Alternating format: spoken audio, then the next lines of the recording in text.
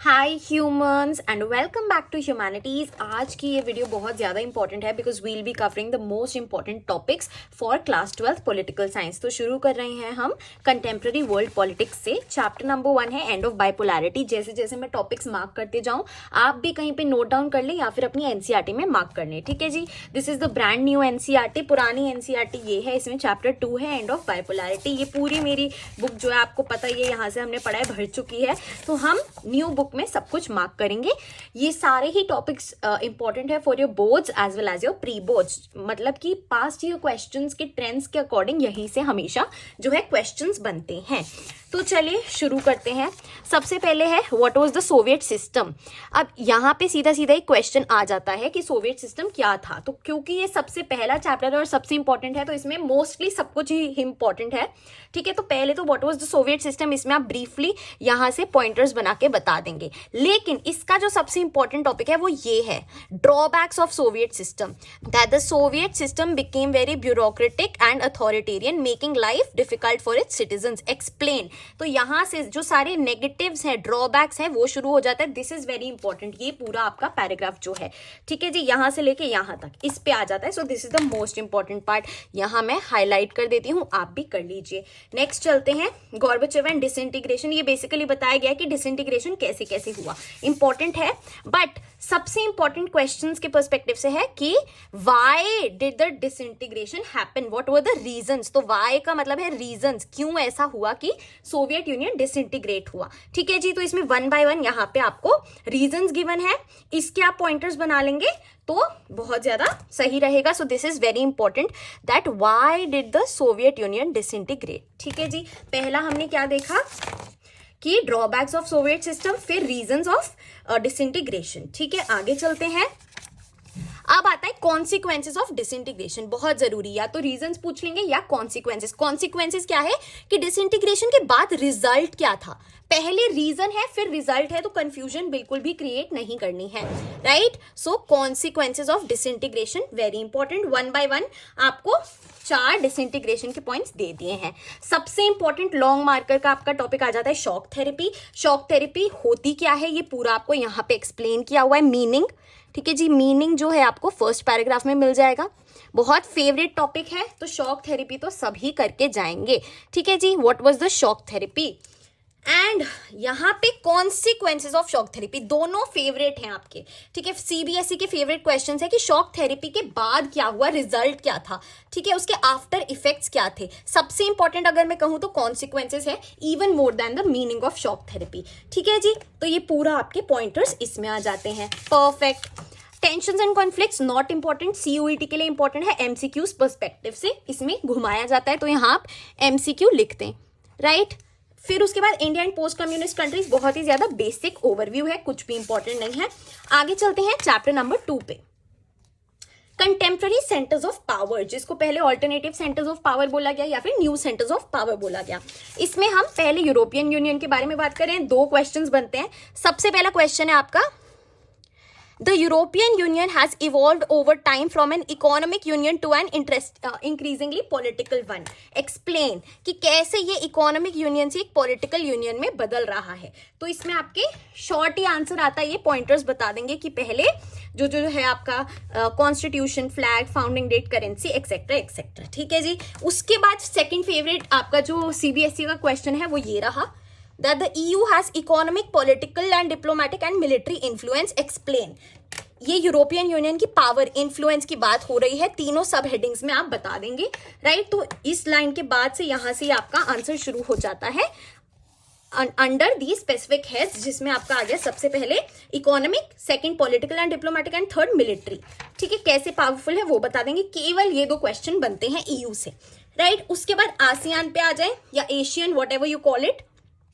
तो formation of ASEAN, ठीक है जी, हाउ वाज इट फॉर्म्ड, कब हुआ, कितनी कंट्रीज हैं, राइट। बैंकॉक डिक्लेरेशन, ये सारा इंपॉर्टेंट है। ठीक है, very very very important. Pillars of ASEAN बहुत ज्यादा इंपॉर्टेंट है, इस पे आपका क्वेश्चन बनता है। आसियान कम्युनिटी के 3 पिलर्स हैं। ठीक है, तो यहाँ पे फॉर्मेशन को हाईलाइट कर लेंगे, यहाँ पे फॉर्मेशन को हाईलाइट कर लेंगे और आसियान कम्युनिटी के पिलर्स क्या क्या हैं इसको कर लेंगे। आसियान वे भी बताएंगे, ये पूरा जो आपका आसियान का आंसर बनता है उसी के डिफरेंट डिफरेंट पार्ट्स हैं, राइट। तो इससे मोस्टली यही वाला आपका बनता है, यहां से लेके पूरा आपका यहां तक, ठीक है। This is the most important part of ASEAN. आगे चलते हैं, China, rise of Chinese economy. तो इसमें जो मेन पार्ट है, ये तो बैकग्राउंड बता दिया है, पहले हिस्ट्री बता दी है चाइनीज इकोनॉमी की। उसके बाद यहां से मेन चीज आपकी शुरू होती है, which is from this paragraph, ठीक है। यहां से शुरुआत होती है कि कैसे जो है चाइनीज लीडरशिप चेंज हुई, फिर रिफॉर्म्स आए, राइट, 4 मॉडर्नाइजेशंस आई, यहां से ओपन डोर पॉलिसी, और आपका कि भाई चाइना ने शॉक थेरेपी नहीं, स्टेप बाय स्टेप अपनी इकोनॉमी को ओपन किया, पहले एग्रीकल्चर और फिर इंडस्ट्रीज, ठीक है, फिर स्पेशल इकोनॉमिक जोन्स। तो this is the process which was unique to China, कि चाइना ने क्या स्टेप्स लिए जिसकी वजह से वो सक्सेसफुल हो पाया इकोनॉमिकली। तो ये पूरे 2 पैराग्राफ्स बहुत ज्यादा इंपॉर्टेंट है। Clear, perfect. तो चाइना का यहीं से मेजरली बनता है। दिस इज द बैकग्राउंड अगर पूछा जाए पहले का, ठीक है जी। चलिए, अगेन ये हमारे इंडिया चाइना रिलेशंस है, जो कि बुक 1 बुक 2 दोनों के लिए पर्सपेक्टिव से इंपॉर्टेंट है। रिलेशंस पे 1-2 क्वेश्चंस तो पक्का से आते हैं, चाहे वो इंडिया चाइना हो या इंडिया पाकिस्तान हो, तो ये आपको डेफिनेटली करके रखना है, राइट। ऑल्सो मैं एक और चीज बता दूं कि जो हमारे पीपीटी वाले नोट्स हैं, प्रीमियम पीपीटी नोट्स, वो भी अवेलेबल है वेबसाइट पे, और फ्री नोट्स भी अवेलेबल है, तो आप डेफिनेटली चेकआउट कर सकते हो यहाँ पे। आपको सिंपली www.humaneatease.in पे जाना है और यहाँ पे स्क्रॉल करके नीचे आपको हमारे कोर्सेज भी दिख जाएंगे और हमारे प्रीमियम पेड नोट्स और साथ ही साथ फ्री नोट्स भी दिख जाएंगे। You can simply click on courses and वहाँ पे भी आपको हमारे नोट्स मिल जाएंगे। नीचे जाके अभी जो मैंने recently premium PPT notes upload किए हैं वो दिखाती हूँ। ये वही नोट्स है जिससे आपने 1 शॉट वीडियोज़ में पढ़ा है और बहुत डिमांड करी है। इधर नीचे जाके आपको दिखेगा कि ये जो हमारा बुक नंबर 1 है, 360 पेजेस के पूरे नोट्स हैं एंड ये कुछ प्रीव्यू है ऑफ आवर नोट्स। सिमिलरली आप बुक 2 के भी जो पीपीटी नोट्स हैं वो बाय कर सकते हैं। आप देख सकते हो ऑलमोस्ट 500 पेजेस की ये पूरे नोट्स हैं, क्योंकि इन डिटेल बहुत क्रिएटिव वे में पीपीटीज के थ्रू आपको मेमोराइजेशन करवाई जाती है। So you can download this by logging on to our website. आगे चलते हैं, let's now move on to contemporary South Asia. इसमें सबसे इंपॉर्टेंट क्या है भाई, एक तो क्वेश्चन बन जाता है यार डेमोक्रेसी के आसपास, ठीक है। That despite the mixed record of democratic experience the people in all these countries share the aspiration of democracy, explain, right. तो ये शॉर्ट आंसर बनता है कि हाउ एवर इस जगह पे सारी कंट्रीज तो डेमोक्रेटिक नहीं है, लेकिन लोगों की जो एस्पिरेशन है, इच्छा है, वो डेमोक्रेसी है। तो इसमें आपको क्या क्या लिखना है, जो भी फॉर्म्स ऑफ गवर्नमेंट हैं सारी साउथ एशियन कंट्रीज में, वो एक एक करके बतानी है, और फिर ये सर्वे के बारे में बता देना है कि जो अल्टीमेट एस्पिरेशन है दैट इज डेमोक्रेसी। अच्छा जी, अब 1 बाय 1 यहाँ पे सारी चीजें आ जाती हैं। Military and democracy in Pakistan, तो पाकिस्तान का पूरा आप ये पॉलिटिकल हिस्ट्री पढ़ते हो, इसकी आपको एक टेबल बनानी पड़ेगी, एमसीक्यू के लिए इंपॉर्टेंट है, इंडिविजुअली उतना इंपॉर्टेंट नहीं है as compare to Sri Lanka and Bangladesh. उनका ज्यादा पूछा जाता है, बांग्लादेश का ज्यादा पूछा जाता है, वेरी इंपॉर्टेंट। क्यों भाई, क्योंकि इसमें इंडिया की भी इन्वॉल्वमेंट थी, जो 1971 की वॉर थी, बांग्लादेश क्राइसिस थी। ये पूरा जो है कहानी की तरह बहुत ज्यादा इंपॉर्टेंट है, ठीक है जी। यहां तक है ये जो पूरी कहानी है बांग्लादेश वॉर की। उसके बाद यहाँ पे आफ्टर इफेक्ट्स रिजल्ट है कि उसके बाद भी जब कॉन्स्टिट्यूशन बनता है फिर से ये चीज रिपीट होती है, और शेख मुजीबुर रहमान अगेन काफी सारे अनडेमोक्रेटिक स्टेप्स उठाते हैं। नेपाल पे आ जाए तो यहाँ पे केवल एक सिंपल चीज आपको याद रखनी है कि यार माओइस्ट्स ऑफ नेपाल, ठीक है जी, और जो किंग की आर्म्ड फोर्सेस थी उनके बीच में और डेमोक्रेट्स के बीच में एक ट्रायंगुलर कॉन्फ्लिक्ट था, ठीक है। तो जो माओइस्ट हो गए, आपका किंग्स आर्मी हो गई, एंड डेमोक्रेट्स जिनको डेमोक्रेसी चाहिए। इसमें ज्यादा कुछ है नहीं, रीड कर लेंगे। नेपाल का अलग से ऐसे कोई क्वेश्चन नहीं आता है। अब जो इंपॉर्टेंट चीज है वो है श्रीलंका। जैसे मैंने बताया मोस्ट इंपॉर्टेंट इसमें आएगा आपका बांग्लादेश एंड श्रीलंका, ठीक है जी। ये दोनों काफी इंपॉर्टेंट है पीवाईक्यूज के अकॉर्डिंग, क्योंकि यहाँ पे भी अगेन इंडिया की इन्वॉल्वमेंट है। क्या एथनिक कॉन्फ्लिक्ट था बांग्लादेश का, राइट, एंड कैसे ही पूरी प्रॉब्लम एस्केलेट हुई। तो ये यहाँ से लेके यहाँ तक आपका यहाँ से लेके यहाँ तक ये पूरा कहानी की तरह पॉइंटर्स बना के आंसर रेडी कर लीजिए।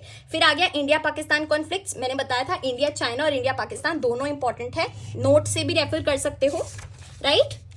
अपने पॉइंटर्स रेडी रखो। India and it's other neighbours के साथ थोड़ा थोड़ा पॉइंट्स आपको पता होने चाहिए, शॉर्ट आंसर में आ सकता है, एमसीक्यू में आ सकता है, राइट। तो एक एक पैराग्राफ हर एक साउथ एशियन नेबरिंग कंट्री के ऊपर गिवन है, ज्यादा इंपॉर्टेंट नहीं है, राइट, लेकिन पता होना चाहिए। अब यहाँ पे आ गया आपका सार्क। सार्क के बारे में सिंपल चीजें साफ्ता आ जाता है, राइट, एंड कब फॉर्म हुआ था 1985 में, एंड साफ्ता के बारे में पता होना चाहिए, ज्यादा कुछ इसमें है नहीं।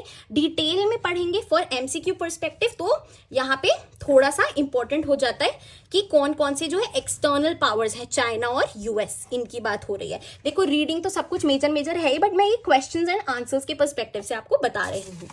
आगे चलते हैं, इंटरनेशनल ऑर्गेनाइजेशंस, आपका यूनाइटेड नेशंस वाला चैप्टर। चलिए, तो यहाँ पे why do we need international organisations, इस पे 3-4 पॉइंट सिंपल बना लीजिए कि हमें क्यों जरूरत है, ठीक है। व्हाई आर दी नीडेड, उनकी इंपॉर्टेंस क्या है, इसको अलग से आप इंपॉर्टेंस भी लिख सकते हैं, राइट। ये जो शॉर्ट बॉक्सेस हैं ये आपके एमसीक्यू के लिए काफी ज्यादा इंपॉर्टेंट है कि कौन सी जो ऑर्गेनाइजेशन है वो कब एस्टैब्लिश हुई।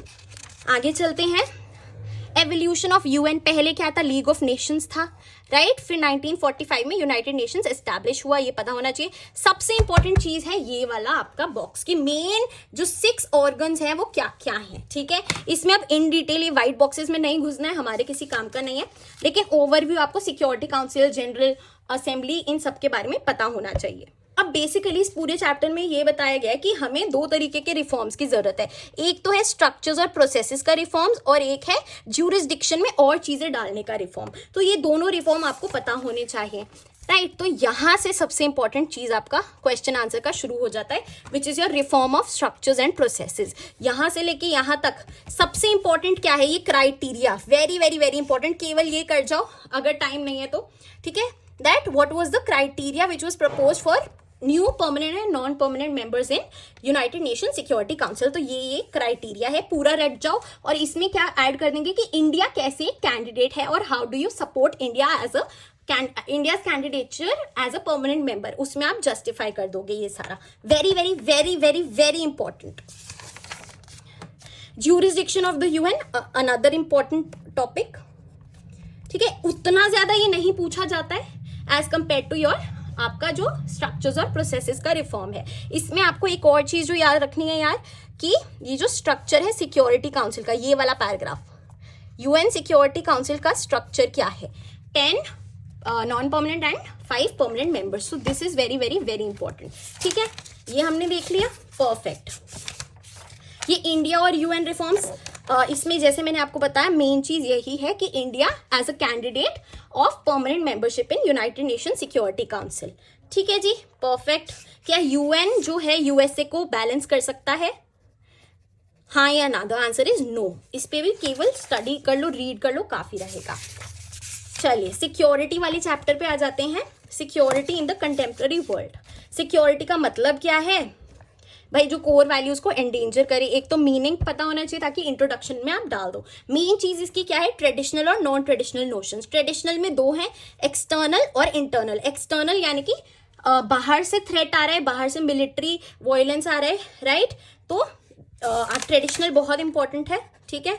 एक्सटर्नल भी आपको पता होना चाहिए कि क्या इसके कंपोनेंट्स है सिक्योरिटी पॉलिसी के, और इंटरनल भी पता होना चाहिए कि कंट्री के अंदर ही सिविल वॉर हो रही है। सबसे ज्यादा इसमें इंपॉर्टेंट क्या है, एक्सटर्नल वाला। This is more important internal से ज्यादा, ठीक है। लेकिन ये पूरा जो चैप्टर ये कॉन्सेप्ट बेस्ड है, ये ऐसा नहीं है कि आप एक रट्टा लगा के चले गए सॉल्व हो जाएगा। ये आपको रीड करना पड़ेगा, समझ में आ जाएगा। कैसे कॉपरेट कर सकते हैं, ये भी बहुत इंपॉर्टेंट टॉपिक है। इसमें 3 तरीके बताए गए हैं, डिसआर्मामेंट, आर्म्स कंट्रोल एंड आपका कॉन्फिडेंस बिल्डिंग। ये तीनों आपको पता होना चाहिए। और यहाँ पे ट्रेडिशनल नोशन में 4 जो हमने सिक्योरिटी पॉलिसी के कंपोनेंट्स पढ़े, ठीक है जी। तो बैलेंस ऑफ पावर, आपका deterrence, defence and alliance building, ये आपको पता होना चाहिए। ये थोड़ा कॉन्सेप्चुअल बेस्ड है, ठीक है। और सिंपल यहाँ से ये जरूर करके जाना शॉर्ट मार्कर्स के लिए, ह्यूमन सिक्योरिटी और ग्लोबल सिक्योरिटी, इनका मीनिंग होना पता होना जरूरी है। न्यू सोर्सेज ऑफ थ्रेट्स में सबसे इंपॉर्टेंट टेररिज्म है। ये पैराग्राफ पढ़ के जाएंगे शॉर्ट आंसर के लिए। ह्यूमन राइट्स कितनी तरीके की होती है, क्या होती है, 3 टाइप्स, वो याद करनी है। ग्लोबल पॉवर्टी इंपॉर्टेंट नहीं है, कुछ भी इधर बेसिक लिखा हुआ है, माइग्रेशन इंपॉर्टेंट है, ठीक है। तो आपका माइग्रेशन, टेररिज्म और human rights, these are the most important new sources of threat. बाकी हेल्थ, एपिडेमिक्स और पॉवर्टी आप खुद अपनी जनरल नॉलेज से लिख के आ सकते हो अगर आ भी गया। Cooperative security not that important. India security strategy क्या रही है, ये इंपॉर्टेंट है, ठीक है, इंपॉर्टेंट है, फाइन। 4 पॉइंट्स है, बहुत सिंपल है, केवल पॉइंटर्स बना लो। नोट्स अवेलेबल है वेबसाइट पे, फ्री भी और प्रीमियम पेड नोट्स भी, जो आप देख सकते हो। चलिए इन्वायरमेंट एंड नेचुरल रिसोर्सेज पे, इसमें यार क्या आता है, बहुत ही इसमें सबसे इंपॉर्टेंट चीज है भाई ये आपका रियो द जेनेरियो ब्राजील का जो United Nations conference on environment and development जो हुई, जिसको अर्थ समिट बोला जाता है, शॉर्ट आंसर में ये पूछा जाता है। This is the most important part in this chapter, ठीक है, ये कोई भी मिस नहीं करेगा। बाकी बहुत ज्यादा जैसे बेसिक सा है, ये आपकी ब्रंटलैंड रिपोर्ट आ गई है कि ये भी इंपॉर्टेंट है। ग्लोबल कॉमन्स क्या है उसका मतलब आपको पता होना चाहिए, ये भी आ जाता है, सिंपल है काफी ज्यादा। अब मोस्ट इंपॉर्टेंट टॉपिक जो इसका है वो है कॉमन बट डिफरेंशिएटेड रिस्पॉन्सिबिलिटीज। इसका मतलब क्या है, सबसे इंपॉर्टेंट टॉपिक ये है, अगर आप यहां से लेके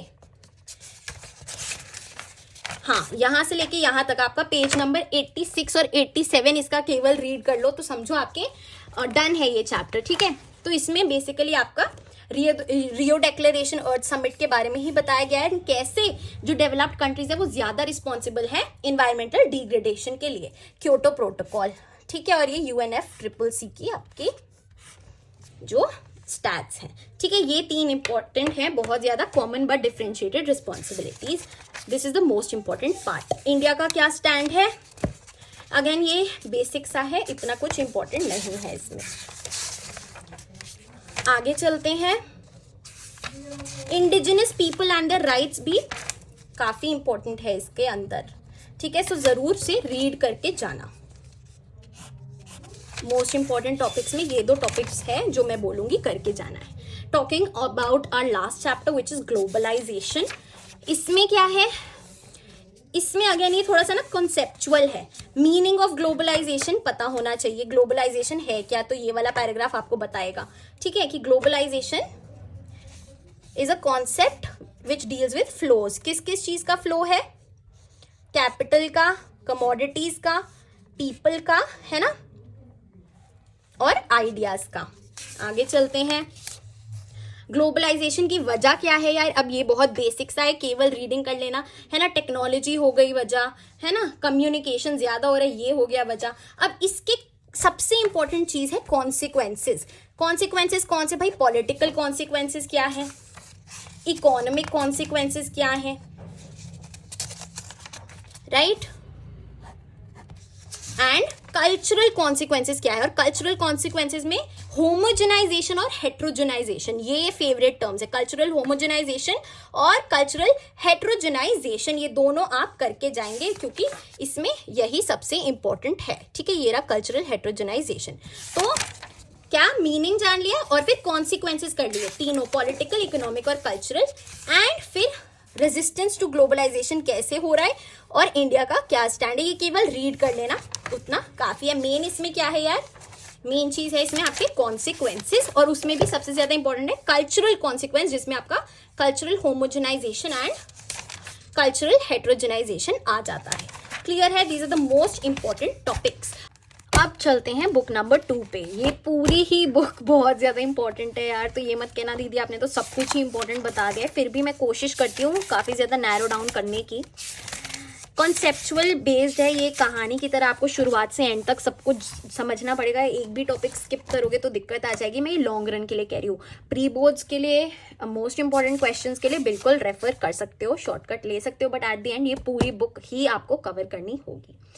तो क्या चैलेंजेस थे भाई, 3 बेसिक चैलेंजेस ये पता होने चाहिए, ठीक है जी, बहुत सिंपल सी चीज़ है, 3 बेसिक चैलेंजेस, इसी पे पूरी बुक बेस्ड है, ठीक है।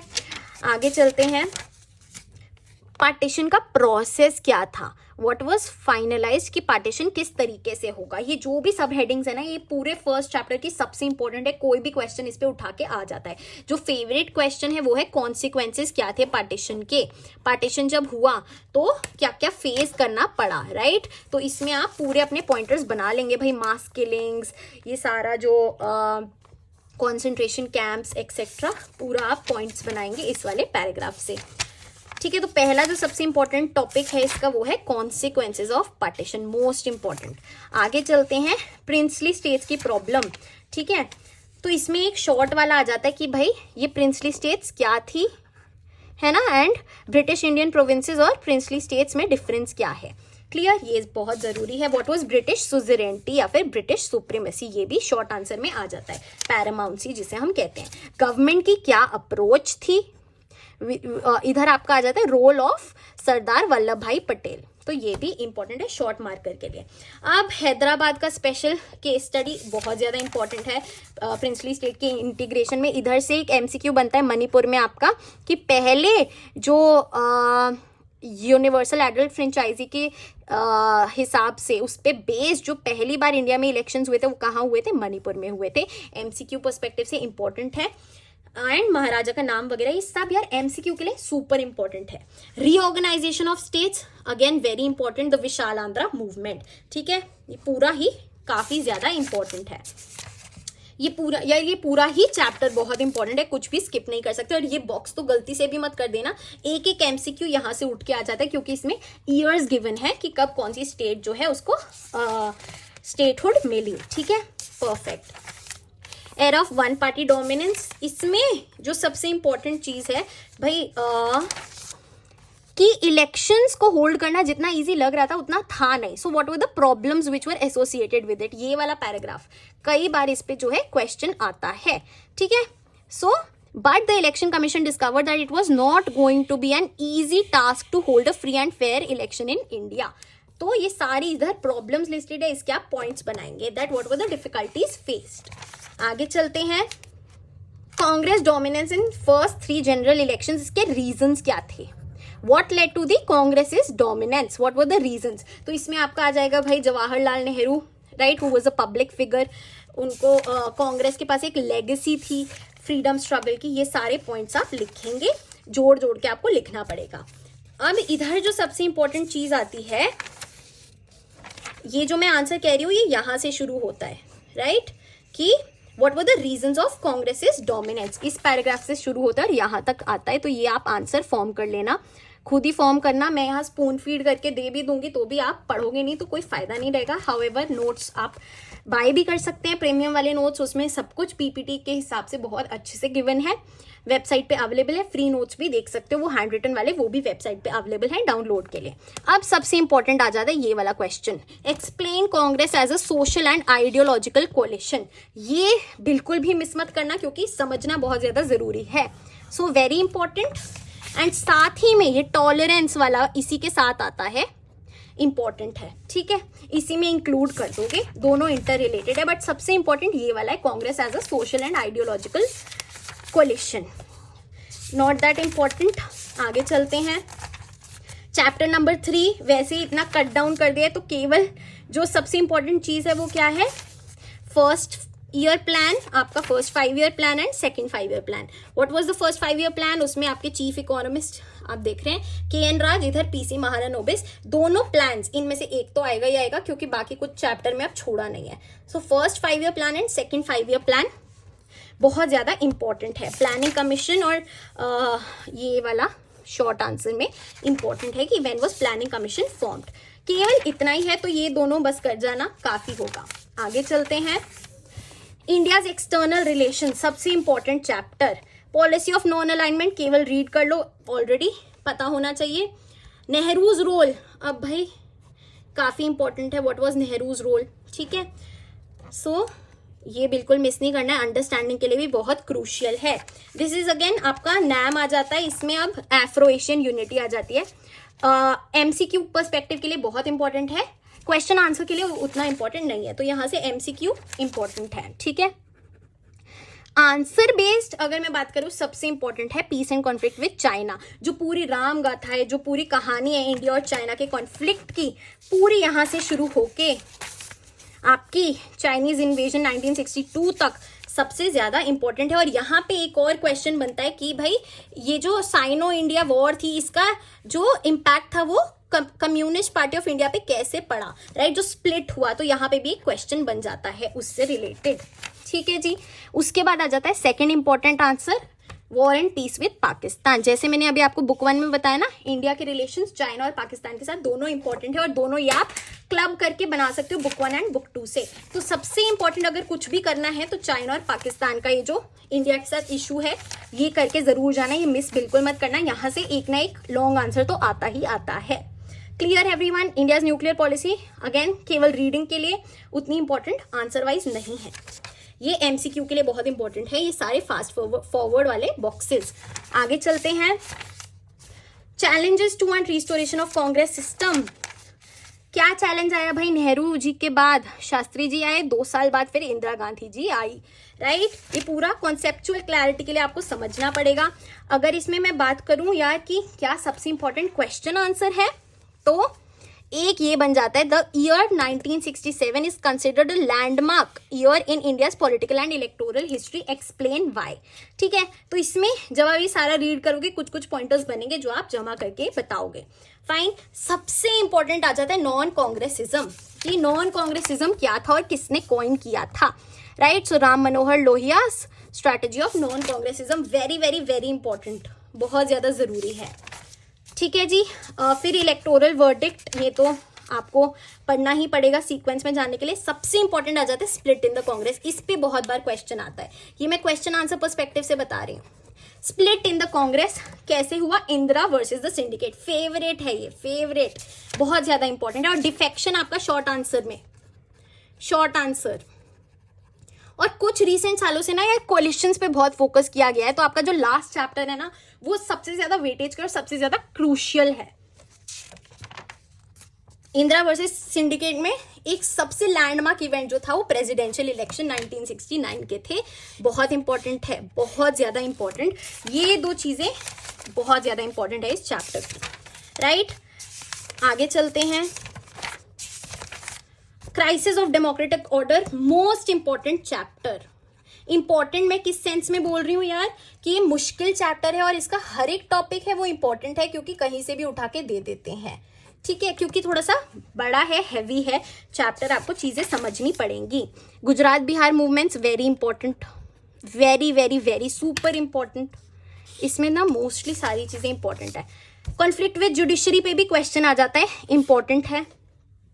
अब ये पूरी ये जो अगेन स्टोरी आ गई कि इमरजेंसी कैसे डिक्लेयर हुई, क्यों डिक्लेयर हुई, ठीक है। रीजंस, कॉन्सिक्वेंसेस, दोनों बहुत ज्यादा इंपॉर्टेंट है। कॉन्सिक्वेंसेस सबसे ज्यादा इंपॉर्टेंट है, सुपर सुपर सुपर इंपॉर्टेंट। ठीक है, लेसन्स क्या थे, केवल आपके 4 पॉइंट्स हैं, वो याद कर लेना, और कुछ नहीं है। अब ये पॉलिटिक्स वाला तो यार कॉन्सेप्चुअल है, आपको धीरे धीरे जितना रीड करोगे उतना ज्यादा इसमें एक्सपर्ट होगे, समझोगे पहले कौन सी पार्टी है फिर क्या हुआ, वो पूरा अगेन कॉन्सेप्चुअल क्लैरिटी है। सीयूईटी के लिए तो पूरी बुक एक एक शब्द सब कुछ इंपॉर्टेंट है। एमसीक्यू पर्सपेक्टिव के लिए ये मैं मोस्ट इंपॉर्टेंट क्वेश्चंस बता रही हूँ for your pre boards and boards. Regional aspirations again very very very important chapter. Areas of tension, इसमें बेसिकली हम 3 जगह के बारे में पढ़ रहे हैं। पहले जम्मू एंड कश्मीर, क्या प्रॉब्लम थी, क्या एस्पिरेशन है लोगों की, ठीक है। तो external and internal disputes, politics since 1948। अब इसमें ना यार आंसर आपका कहाँ से पूछा जाता है, mostly external and internal disputes, right. And आपका रूट्स ऑफ द प्रॉब्लम भी ज्यादा नहीं आता, ये इस वाले पैराग्राफ से, जो ये फर्स्ट पैराग्राफ है ना, ये पूरा दिस वन इधर से पूछा जाता है। क्लियर, ज्यादा पॉलिटिकल एस्पेक्ट उतना नहीं आता है कंपैरेटिवली। पंजाब पे आ जाए, यहाँ पे सब कुछ बहुत इंपॉर्टेंट है, ये आपका बैकग्राउंड है। फिर ये cycle of violence, Akali Dal, वो सारा क्या हुआ, ठीक है। अब यहाँ रोड टू पीस इंपॉर्टेंट है, लोंगोवाल अकॉर्ड, ये सारा ये पूरी कहानी की तरह पढ़ना ही पड़ेगा, तीनों बहुत इंपॉर्टेंट है। नॉर्थ ईस्ट में again demands for autonomy, secessionist movements, तो यहाँ पे पहले बताया गया है आपका, पहले मिजोरम के बारे में बताया गया है ना, मिजोरम, और फिर यहाँ पे आउटसाइडर्स के अगेंस्ट असम में, राइट। तो दो जगह में हम नॉर्थ ईस्ट में बात कर रहे हैं, मिजोरम एंड असम। तो दोनों को अलग से पॉइंट्स बना के लिखना होगा, इंपॉर्टेंट दोनों हैं। अब यहाँ पे आ जाते हैं भाई, क्या लेसन्स हैं, क्या सीख सकते हैं हम, ये भी इंपॉर्टेंट है। ये पूरा चैप्टर बहुत ज्यादा इंपॉर्टेंट है, I am so sorry, but मैं क्या करूँ, यहाँ पे भी 3 से 4 आपके सिंपल पॉइंट्स बन जाते हैं कि क्या सीख सकते हैं। क्लियर। तो इसमें केवल आपको, केवल तो क्या यार, पूरा चैप्टर बहुत इंपॉर्टेंट है, ऑलरेडी मैंने करवाया हुआ है चैनल पे। स्मार्ट बोर्ड आपको वीडियो मिल जाएगी, चैनल पे अवेलेबल है, और वो उसके पीपीटी नोट्स भी अगर आप बाय करना चाहते हैं वेबसाइट से कर सकते हैं, हैंड रिटन नोट्स भी अवेलेबल हैं। Coming on to the last and most important chapter, जिसने ये छोड़ दिया समझो भाई उसका आधा तो जो कॉन्फिडेंस है बोर्ड्स में बैठते ही टूट जाएगा। क्यों? क्योंकि ये बहुत ज्यादा एम्फसाइज किया जा, बहुत ज्यादा ध्यान दिया जा रहा है इस चैप्टर पे, बहुत ज्यादा एम्फसाइज करते हैं। तो 4 डेवलपमेंट्स बताई गई हैं जो 1990s में हुई, ठीक है, जो सब याद कर लेंगे। अब इसमें सबसे जरूरी है कोलिशंस, ये कोलिशंस, और ये सब छोड़ो, ये पेज नंबर 143 की ये टेबल, इसको रट के चले जाना। इसको अगर रट के नहीं गए तो आधा मनोबल है वो टूट जाएगा, क्योंकि बहुत ज्यादा एमसीक्यूज इसमें से पूछे जाते हैं, इवन शॉर्ट आंसर्स भी पूछे जाते हैं। This is the most important part of this entire book, ठीक है। चलिए, सो आपका कोलिशंस में ये सारा बहुत इंपॉर्टेंट है। पॉलिटिकल राइज, अच्छा फेवरेट क्वेश्चन है मंडल कमीशन का, ठीक है, फेवरेट क्वेश्चन है, ओबीसीज एंड मंडल कमीशन बहुत फेवरेट है, तो जरूर मंडल कमीशन करके जाएंगे। OBCs and Mandal commission super super super important, एक ना एक क्वेश्चन तो जरूर आता है, राइट। आगे चलते हैं, Ayodhya dispute, demolition and after. अब इस पे ज्यादा नहीं आता यार, लेकिन स्टोरी के अकॉर्डिंग आपको पढ़ना बहुत ज्यादा जरूरी है, राइट। अब ये भी बहुत इंपॉर्टेंट है, emergence of a new consensus. ये क्या वो चीजें थी जिसपे सब अग्री कर रहे थे यूनानिमसली। 4-5 पॉइंट्स है इसमें भी सीधे वो करने हैं, राइट। इसमें भी व्हाट आई मीन टू से इज दिस ग्रोइंग कंसेंसस, ये जो मैं कह रही हूँ ना पॉइंट्स, ये वाले points 1st, 2nd, 3rd and 4th, ये वाला है जो मैंने हाईलाइट किया, ठीक है, ग्रोइंग कंसेंसस। Clear, perfect. जी हाँ, so these are the most important topics of your entire class 12th political science. Already आपको जो है चैप्टर एक्सप्लेनेशंस भी मिल जाएंगी मेरे चैनल पे, और नोट्स हमारी वेबसाइट पे अवेलेबल हैं, both premium paid notes and free notes, and साथ ही साथ पेड क्लासेस भी अवेलेबल हैं जो लाइव होती हैं और आप रिकॉर्डेड भी देख सकते हैं। Log on to www.humanetease.in to know more. So guys, that is it for our today's video. I hope you liked it. अगर थोड़ी सी भी मदद हुई है अपने दोस्तों के साथ जरूर शेयर करना, और वेबसाइट को जरूर विजिट करके सारे रिव्यूज और सब कुछ चेक करना। So guys, that is it for our today's video. I hope you liked it, and if you did, please like, share and subscribe to the channel.